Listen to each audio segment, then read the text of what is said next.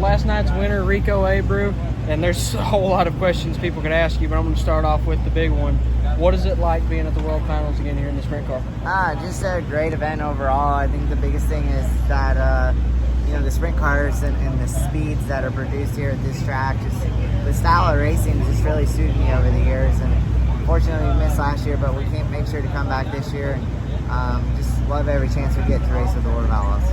And you won the championship in the high limit series, and that's probably going to be a boost going into next year because you just got signed by Smoke. That's pretty cool, right? Yeah, just great opportunity to get to race for Tony and their gang, TSR gang.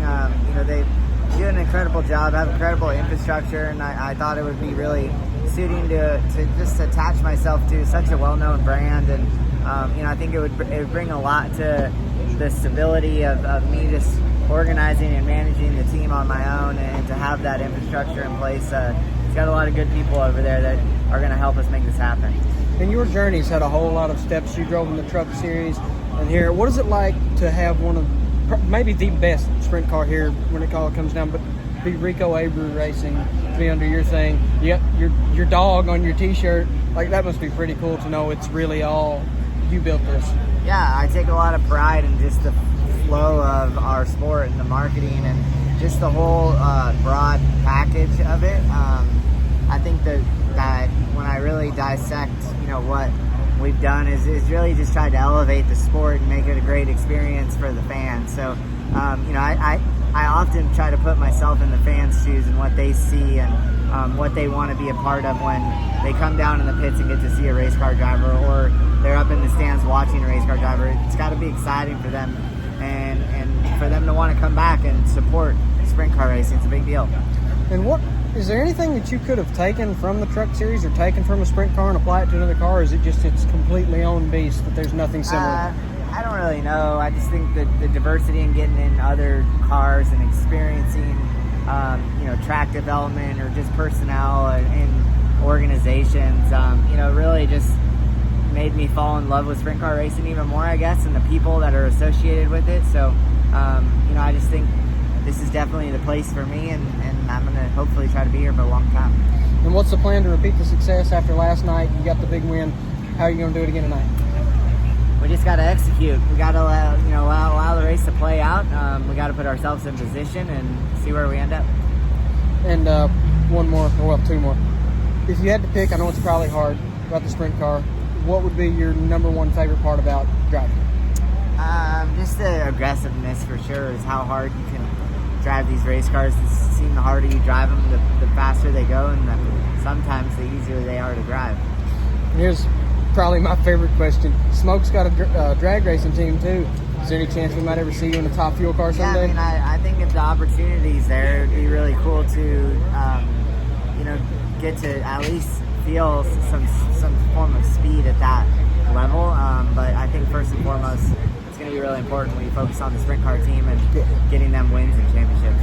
Well, thank you so much, Rico. Yep, good luck. World Finals at Charlotte with the one and only Tanner Holmes. Like I said, I've been watching your videos for forever to get ready for this race. It's my first sprint car race, so I've always wanted to ask one of the drivers, how exactly do one of these things compare to the late models or modifieds? Oh gosh, yeah, no, they're crazy, man. I mean, I haven't obviously driven a modified or a late model, but I mean, just how the cars, I feel like these things are, it feels like you're almost strapped to a rocket. And obviously late models have a lot of horsepower too and stuff, but our cars are just so lightweight, everything happens so fast, very aero dependent with the wings. So yeah, they're just a beast. They're a beast to drive, and how you sit in them and everything, it's just, there's not really anything like it.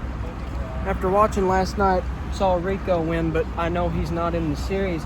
Do you go at it with a different mindset for a race like the World Finals, knowing you're not really in the point series, you're just there to win? Or Yeah, look at it the I same? mean, I feel like everything's pretty similar. I mean, with our division, track position's really big, so you got to qualify well. So I feel like we come into these races and figure out how to qualify the best we can. Obviously, I'm with the new team, so that process is kind of at ground zero, right, when you're working with a new program. But yeah, qualifying's everything. Obviously, then you start farther up front, and if you can get out front, man, like there's a lot of guys, if you put them on those first couple rows, that they might be tough to beat, and it's hard to come from far back, even if you are a guy like Rico or a Gravel or whoever. So yeah, we just put a lot of emphasis on that and get our package to be fast for those 2 laps, because usually the rest of the night kind of falls into play. And I saw one of the races, it might have been a heat or it may have been one of the ones after that, last night. You're actually doing some damage, passing a few cars, and made contact with another car. Yep. Do you think you got everything lined out to where you can start more? Yeah, no, tonight? everything should be good. Like tonight, we have our qualifying from earlier in the week that set us up. So we are starting a little farther back than we probably would like. But again, this is kind of, this is my first weekend with the team. So again, it's almost like R&D. It's preparation for the future and me just getting comfortable and working with this team and having some fun and getting to see Charlotte. This isn't an easy place. It's pretty tough, I would say. So yeah, again, just trying to work out all the little details, and every night is just a little entry for us into 2026 and everything that we're planning on.